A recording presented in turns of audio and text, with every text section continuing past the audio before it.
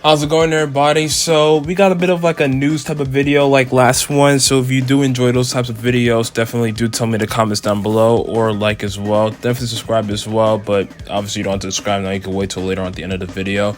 But anyway, let's get straight into it. Timestamps are in the description down below. This is the first one we're gonna be talking about. I should have covered some point last month, but I just never gotten around to, so I do plan on just doing it right now, and that has to do with Call of Duty. So I think I covered this in one of my latest Call of Duty videos, which has been a good while though, honestly. Originally, Modern Warfare was actually going to be a 2-year game life cycle. The reason being, because Treyarch's game isn't nearly even close to being done. So they had to do a delay on it, and this was going to be the first game where we have a 2-year life cycle for, or at least a good game in a while for Call of Duty doing that. And it was gonna be pretty interesting to see how they would have treated this game for that long. And I say treated because I don't have the biggest faith when it comes to a lot of these developers, even Treyarch, unfortunately, who I believe at this point now is the best of the three between Infinity Ward, Treyarch obviously, and then Sledgehammer. I believe they are the best. But even with Treyarch, it seems that these developers just have like a hard time with just making the game as polished as they can. And not even just called just these three developers I mentioned. Almost every game developer has like this hard time just trying to get the game as polished as they possibly can before release date, and I just don't understand why that is the case, and it's especially glaring here in Call of Duty. Now, what's the point of me talking about all this now, between the game being a 2-year life cycle? Well, actually, though, they were actually technically rumors, and it seems that we were all wrong, or at the very least, it was subject to change, and they changed it out of nowhere. Because this year's Call of Duty game is going to be completely separate from Modern Warfare 22, and it's going to be created from none other than Sledgehammer Games.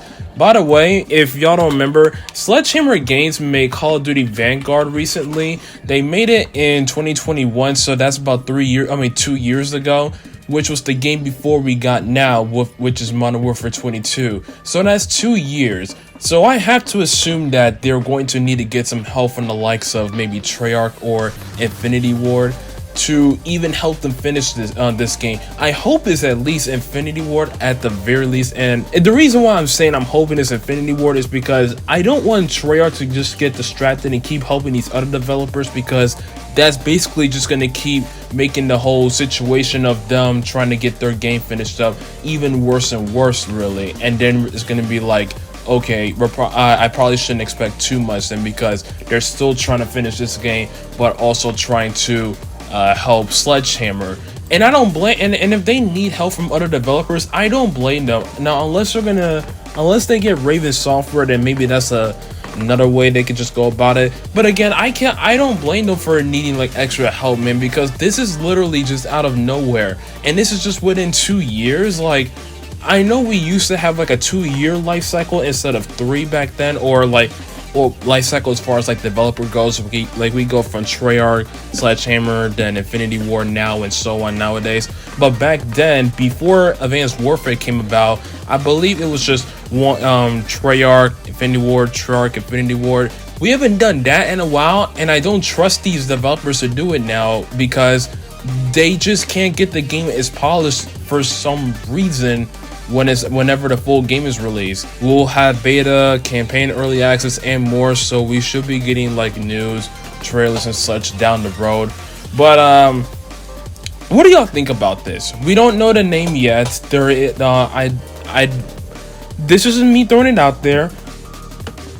If they were to do Advanced Warfare 2, if they were to do that, one, it wouldn't be surprising, but two, I wouldn't mind it. And the reason why I wouldn't mind it is because I don't mind the new type of formula Call of Duty tried. We have this boots on the ground type of game every single time, whether classic and modern, and I feel like just at least messing around with like the future gimmick stuff is pretty cool. Obviously, they just need to fine-tune it, which I feel like they have the ability to, because it seemed like they got better and better over time from Advanced Warfare to Black Ops 3. So I have faith that if it was Advanced, well, I can't say I have faith in it because again, this is a very short notice in time. It seems that they're doing this or whatever. So there you go on that. But if it was Advanced Warfare 2, it would be cool. But I gotta also say this right now though. If all this is true, like we are actually getting the game from Sledgehammer this year, I am not buying it, even if it was Advanced Warfare 2. As much as I enjoyed a bit of Advanced Warfare 1, when I'm seeing news like this that is actually where we're actually gonna get a game and it's surprising everybody because we thought it was just gonna be a bit of a continuation from Modern Warfare and stuff, just keep building up more on that game, like of course I'm gonna be very nervous. So of course I'm not going to get this game, and I don't recommend a lot of people to even get this one and just wait until the Treyarch one, not because it's Treyarch, but because they just obviously have a little bit more time, even though the game was never ready for this year. I kind of trust their game more than I do with Sledgehammer and Infinity Ward, and with them announcing stuff like this out of the blues on last month, it's like, yeah, I don't want to, I just don't trust in getting this game. I didn't get Vanguard, I don't regret it. I do regret getting Modern Warfare 19. Modern Warfare 22 maybe is not too bad. It's not as bad as Modern Warfare 19 in my opinion. But yeah, that's all I got to say about that. Tell me what y'all are thinking about in the comments down below about what are y'all's thoughts about this bomb coming out of nowhere. Next thing I do want to talk about is the celebration info that we have for the Super 17 celebration on JP Dokkan. So we do have the login bonus as well as training missions, the Dokkan Fest. I do want to talk about the banners real quick. So obviously we got 17 and Hellfighter 17. We also got the Jiro and Miru side banner units. Both of the units look really good. I haven't looked too deep into like their gameplay from Dokkan World. Shout out to him, by the way. Give him a sub. The thing is they obviously don't have guard. I know the Super 17 at the very least has damage reduction. I'm just curious to see how they are going to play out, because I know there's videos out yet, I just haven't watched them when it comes to hard events, because nowadays we're starting to get hard events where the events are just hard off the rip. So it's not like you have time to be building up and such. So I do want to look. I do know that there's now gameplay and such for like red zones and so max. I could finally check out these 17s at, but that's just my curiosity of how they perform. But other than that though, they look really good. They look really good. Really cool unit. I'm very happy that they're finally doing another GT villain. They have a serious problem, and I did this a video last month in February. They need to really start working more on actual categories that need help, especially GT bosses. They barely do anything, even not even just villains, but also hero units or super units for the Black Star / Baby Saga, especially Super 17. And you can say Shadow Dragon Saga and GT Heroes is good, but the only reason that's the case is because the Super Saiyan Force is the one that's carrying it all between Super Saiyan 4 Goku, Vegeta, and then Gogeta. So I'm just glad that they're now doing another villain unit, especially in an art that they barely do, which is Super 17. But obviously we need more. We need a lot more units, TURs, LRs, and whatnot for the Super 17 art, the Black Star / Baby Saga, and especially villain units when it comes to the Shadow Dragon Saga. We got enough hero units more or less because we got the Super Saiyan 4s and such. But we need some actual legit evil Shenron units. Like literally, we need some. So yeah. But other than that though, the other featured units on this banner is the Tech Pan. We got the Tech and Future Androids, AGL Super 17 who got his EZA back then, Int Super Saiyan 4 Gogeta, Physical Kid Goten and Kid Trunks both in Super Saiyans, and that's about it. I think this is a pretty cool banner. I personally, this is a banner that I really want to be. I'm definitely going to be summoning on for sure because I really like this banner. But to each their own. I am someone that absolutely wants to get more GT units in my box because they just barely do that for some reason in this game. Pan is also a pickup I really want on my team. I love running Tech, Future, and the Tech Future Androids. They're one of my, the Androids team is one of my favorite teams to ever run on this game. So it's like majority of these units I can literally just be using, what if it's for GT related, Android related.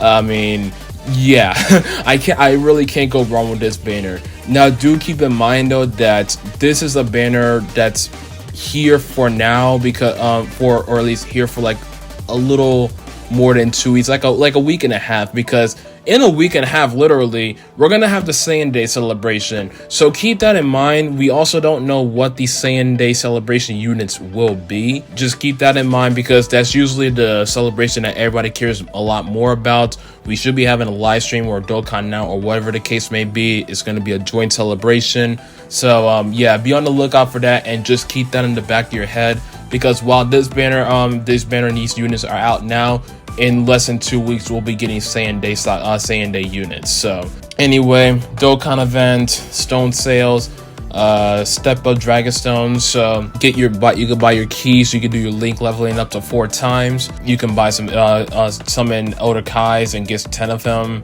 Extreme Z areas. So we got the Maroon Kid Goten and Kid Trunks unit, as well as this this other universal unit. I honestly don't remember the name of him. Yeah, Virtual Dokkan Battlefield. Virtual Dokkan Battlefield 2.0. The 20th Baton Battle, new missions for the Fighting Legends Goku GT event. The 2 missions were Joint Forces and Inhuman Deeds. So you got an opportunity to get up to 10 Dragon Stones, as well as 10 tickets to summon on the Goku GT banner. I really like this. I wanted to continue doing more of this, not just for Goku GT, but also for Goku and Vegeta.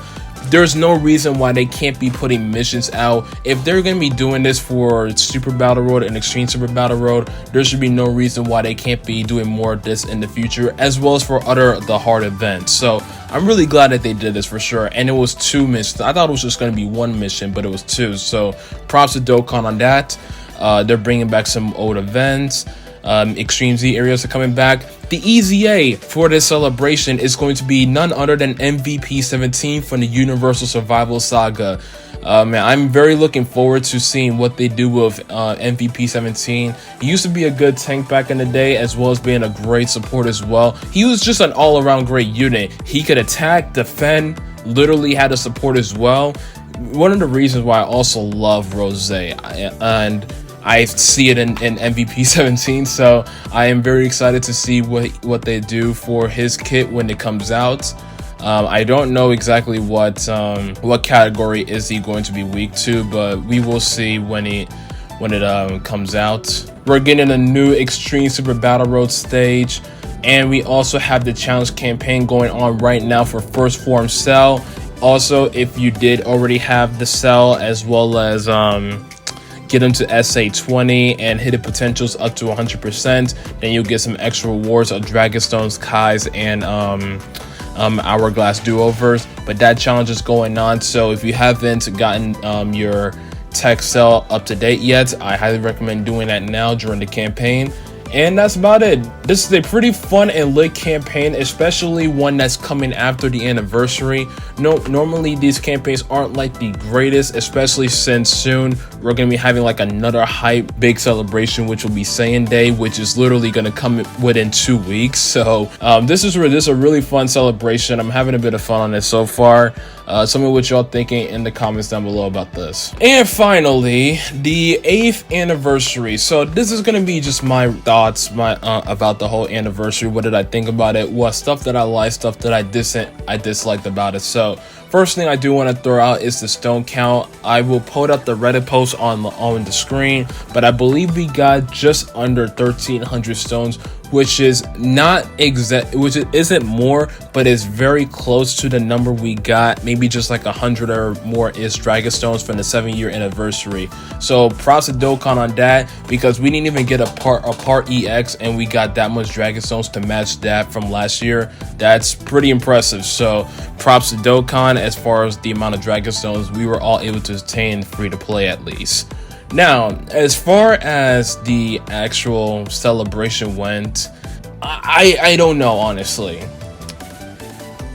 I had a very, very, very fun time during the 7th-year anniversary. That had to have been my personal favorite because I have never smiled and been screaming and just being hyped from start to finish in any celebration up until the 7th anniversary came about. I think it was just because of just obviously the 7th anniversary, 7 stars, 7 Dragon Balls, that it was going to be something special. But oh my gosh, man, just the raw emotion just going through this through that celebration back a year ago was just something amazing. Between the amount of Dragon Zones we got, the amount of events and missions that it was giving us, the EX part as well that was out of nowhere, the missions of 7 Masters, like everything was just going crazy during the 7th anniversary. I didn't have a single not fun moment, although then again there was the introduction of red zones, which really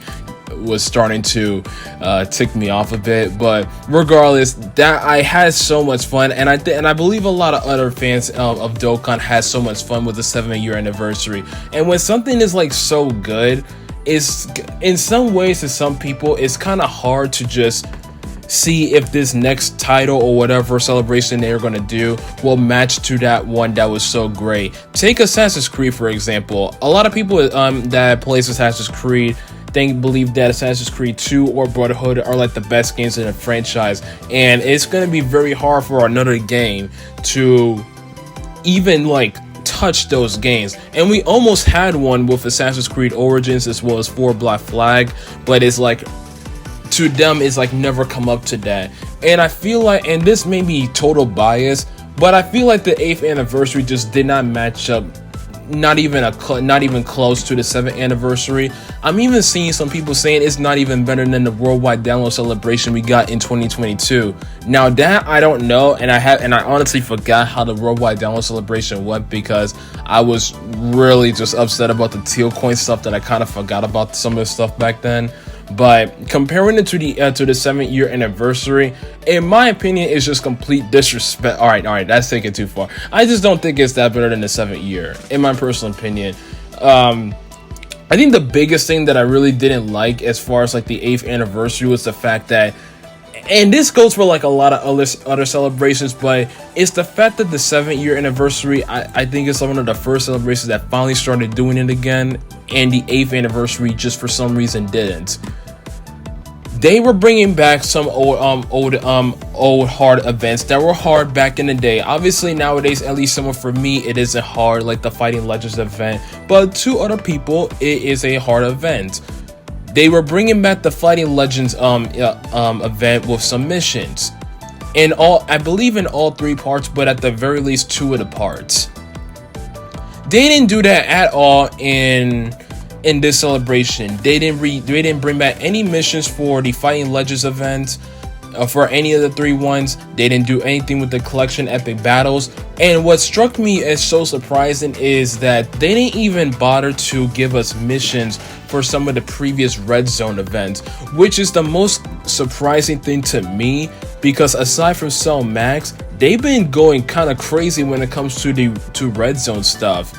And I get that we had a Red Zone the month before in January with the superhero stuff, but still, I kind of would have expected them to do that, for considering of how hard they've been going with Red Zone. Like normally, once they do a hard event, even during anniversary time, they kind of just stop. Look at the God of Destruction event. They haven't done anything to that event since it released during the 5th-year anniversary. So I kind of thought that it was going to be the same thing with Red Zone, but they kept doing it and they kept bringing out more missions and such, which yes, I am not a fan of Red Zone, but at the very least it is content though. Interesting content to say the least. And the fact that they didn't even bring any missions here in the anniversary was just the most confusing thing to me. The other thing that honestly annoyed the crap out of me, in part 1, I swear to the life of me, and I gotta look back in the part 1 video that I recorded on this channel, I swear I did not see Super Boo or Super Vegito getting the EZA. I swear I did not see that at all for some reason. Now, maybe I did miss it in part 1. Part 2, I definitely did not miss it, because they did not show the LR Spirit Bomb Absorption Goku, as well as Blue Kaken Goku from the Universal Survival Saga getting their EZAs, as well as the Kid Gohan and Base Form Goku being the 2 Carnival LR units. They did not show that in game. I think they showed it. I think they announced the whole Part 2 celebration around 1 p.m. Eastern Central, and then the only way you knew that they were going to release characters aside from your content creators on YouTube is that at 6 a.m. Eastern Central, they did a Dokkan whatever video thing on YouTube and on Twitter, and that's how you found out. And I found that very annoying, because I feel like they did that in part 1, or I swear they did it in part 1 with Boo and Vegito, and they literally did it here. They hid literally the hype things obviously in part 2 from the game, and they waited until the units were actually dropping to put them in the actual news of both EZAs as well as the dual Carnival Fest summonings. And I thought that was just honestly the most stupidest thing ever, because it's like, why do that? Why are you hiding this? I mean, what are you trying to hide this for? I am happy that they did bring the Infinite Dragon Ball History, a new stage added, because I was like, bro, ain't no way they're not bringing back no old stuff. They were at least able to do that in part 2, but that was like the only like old like type of hard event-ish that they brought, and that was really it, because they didn't, like I said, they didn't use Red Zone. They instead did this new event called the Birth of the Shadow Dragons, which is supposed to mimic the Red Zone, but it kind of didn't, because it is nowhere near that tough at all. There was also this nuking type of event as well. That was pretty cool, but that's like an obvious one and done thing, unless they actually keep going on with that. But the Birth of the Shadow Dragons, yeah, it was cool they did that, but they should have brought back the Red Zone as well if they would keep doing that. They should have I feel like they could have also done collection epic battles for this for sure, without question. And as far as like the actual main units we got, which was the Goku and Vegeta from the Majin Buu saga, as well as GT. I like the standby skill. I think it is something that is very big, and I am very interested to see how this keeps playing out. We have not gotten a standby skill yet still. We may get one during Saiyan Day. I like the units-ish. I mean, I'm not going crazy about it, I will say that. I do love the animations for the GT units, especially the standby OST for the GT units. Oh my gosh, is it amazing. Other than that though, I mean, I just run the units just because I don't really use these units as like a must run type of unit. Maybe it's because I don't have dues for them, but I just didn't feel like they was effective to me if I'm comparing them to like the 7-year anniversary units. But then again, with the 7-year anniversary units, when they came out, they were just so busted. The power explosion was through the roof when they came out, even though Red Zone was there, but it was just through the roof when those 2 units came out. And I'm not saying that these 2 units from the 8th year anniversary should have been like that, but I mean, it's like a whatever-ish type of thing I do. I mainly just use it just for like the standby, and maybe that's really the whole point of it, is just for the standby. Yeah, I do find myself running the GT units a lot more. Even though they do stack attack, they do get that up to 50% damage reduction, which does help me out a lot more. I've noticed it's helped me out a lot more in harder events than the Majin Buu duos. So there was that.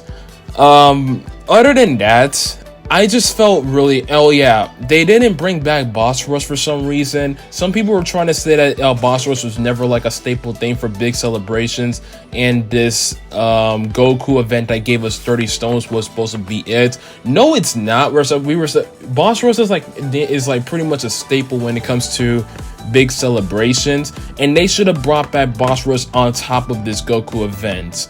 Otherwise, just get rid of the Goku event, just give us the Boss Rush then, because at least then we get an extra 5 stones. Yes, I know that's small and that's petty, but hey, that's an extra 5 stones. I'm free to play as well, guys, okay? Or at least mainly free to play. Overall though, I'm not gonna lie, I felt really bored when I was playing this celebration, and I don't think I was the only one. When I was going around Reddit, Twitter, checking out the comments, I wasn't alone. I felt super bored, and something I do just want to throw out as like the last thing to just say before I end off this thoughts of me with the 8th anniversary. I'm not a content, as you can look on my on my YouTube platform, I do some Dokkan stuff here and there as far as like covering celebrations and just like reactions and giving out thoughts for celebrations and stuff. I'm not an obvious like creator when it comes to showcasing characters. I'm mainly free to play. I don't even get the units all the time. I just did like 200 stones, and I didn't even get the 2 new 17 units yet. I didn't even get the new units yet. And I don't plan on using money now because I got to be putting money into other stuff. So it's not like I'm going to be guaranteed putting out a video all the time for a unit to come out. So there was that. And even then, I just don't feel like just showcasing units all the time. So I am not someone that's going to benefit from just getting the units and then just showcasing them everywhere, because that's different. Then you have stuff to do. However, I'm someone that just doesn't do that. I play other games mainly, and I just don't want to be focusing my videos specifically on just showcases and stuff for one particular unit at every other place. Not saying that that's not saying that that's like the worst thing ever, obviously, but it's just not me and not what I want to do on my platform. So while some people will probably have like a busy fun time during this anniversary just showing off these new characters everywhere, I'm not someone that does the exact same thing, so keep that in mind. But the main thing I really wish though, that there's really two things I really wish they could just do when it comes to the 9th anniversary, if we get a 9th anniversary. One, they really need, and this is a problem that they need to be doing not just exclusively for anniversary, but almost every celebration. They need to start utilizing these hard events a lot more. We can't just keep having like these events that just come out for this one celebration and then goes away. There's really a plethora, and I'll have it on the screen. There's a plethora of different hard events that's out there in the game, but we just rarely use them anymore. And I don't get why we gotta keep doing that. We have all these categories. Allow us to really get creative with making teams and do something with it. Like, come on, man. It's not that tough of that. The second thing I do gotta say is, I do not want to hear, I forgot that dude's name honestly, because I just don't remember the names of the creators and stuff for this game. But oh my gosh, man, when he said that there wasn't gonna be a huge emphasis on from past characters from anniversaries, and we were all thinking like, okay, it's gonna probably just be Goku mainly. So that means if they're gonna go hardcore on no Goku, probably Gohan related. If they do a bit of Goku but not too much, maybe it could be a Broly related stuff or just something really. But instead, we literally we got Goku for 3 of our 4 cards. Is my thing. I kind of wish that we can just get a bit of more villain units, or just be a bit more unique when it comes to just releasing these kinds of units in general. I'm not saying that this isn't something new we've gotten, because obviously we never had standby skills before, and we haven't had any updated Spirit Bomb type of related characters. But I feel like I really wish we could just get more unique-ish characters that I feel like are just as hyped to like Goku and Vegeta units, but they're just not. I guess they just don't have faith in them. Between like Gohan, Broly, I think those are like the 2 big ones. I mean, unless Trunk is like another big one, but I don't know really. Yeah, I guess that's really about it. I mean, I guess some of the stuff I was saying was a little bit nitpicky, but this is just my feelings as far as like the 8th anniversary. I didn't really dig it as much as the 7th year. I thought this one was honestly very boring. I'm being unbiased as I possibly can. I really thought that this was a bit of a boring celebration, if I'm being real. And yeah, that's it. So tell me what y'all think. Like, comment, share, subscribe. I will see y'all in the next one. Peace.